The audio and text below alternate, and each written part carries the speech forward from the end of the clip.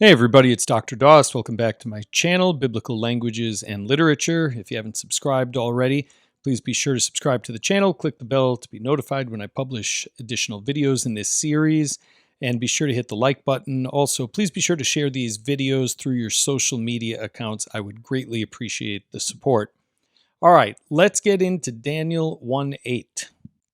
Vayasem Daniel al libo asher lo yitgal בפתבג המלך וביין משתיו, ויבקש משר הסריסים אשר לא יתגאל.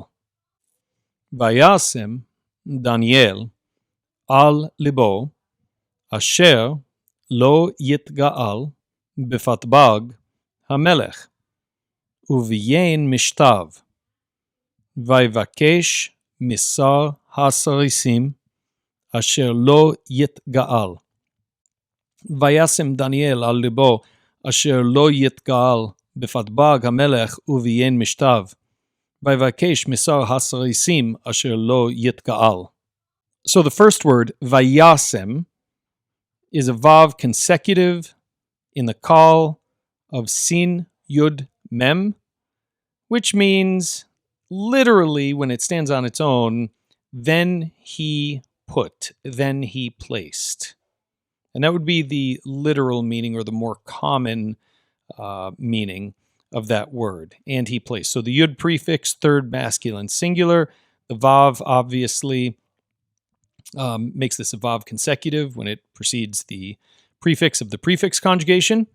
And so vayasem, Daniel, verb subject. So, but Daniel put, but Daniel placed.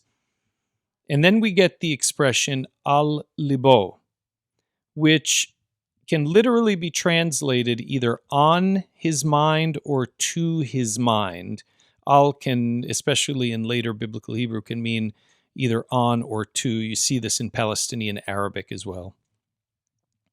So Daniel put to his mind, which is really an idiom, meaning he resolved or he decided.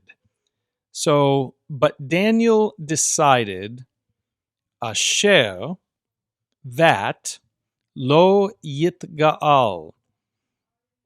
And yitga'al is a T stem, or hitpael if you prefer.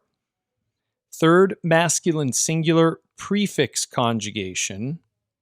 And here I would translate that he would not defile, that he would not defile. It's a decision that's being made, and that just translates better in narrative.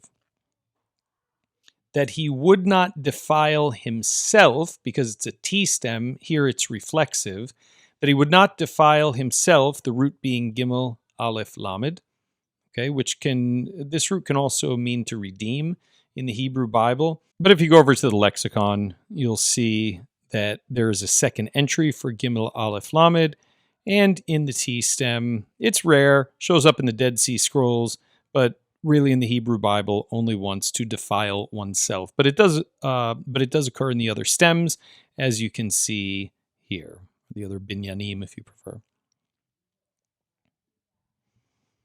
Okay, so Vayasem Daniel al libo, Daniel made up his mind, Daniel resolved, asher lo yitgal, that he would not defile himself, bifatbag hamelech, with the food of the king.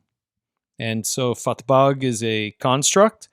The pei, of course, is spirantized because of the prepositional suffix with the vowel. So instead of bipatbag, bifatbag.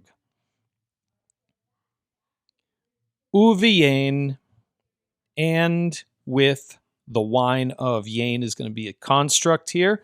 And with the wine of. The conjunction and here is u, for two reasons. One, because there is a schwa underneath the beit, and secondly, because there is a beit. That's the boom-off rule, or the bump rule, as some people like to call it. And with the wine of mishtav, his drinking. His drinking. The vav, of course, is a third masculine pronominal suffix. Vaivakesh, beit kuf shin, in the piel, vav consecutive.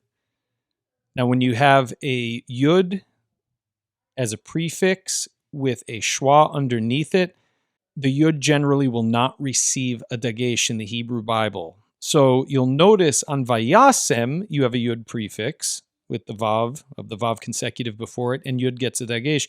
Here it does not, and that's because of the schwa underneath it. And so you'll see this very commonly when you have a vav consecutive third masculine singular piel. It will be, the yud will appear without the dagesh in it. Vayvakesh, and he requested, who requested? Daniel. And he requested Masorah HaSarisim from the chief official, from the chief of the eunuchs. Again, we've talked about this ad nauseum. Okay, either one. So, and he requested from the chief official that lo yitga'al. And this is a little tricky to translate. We know what the verb means.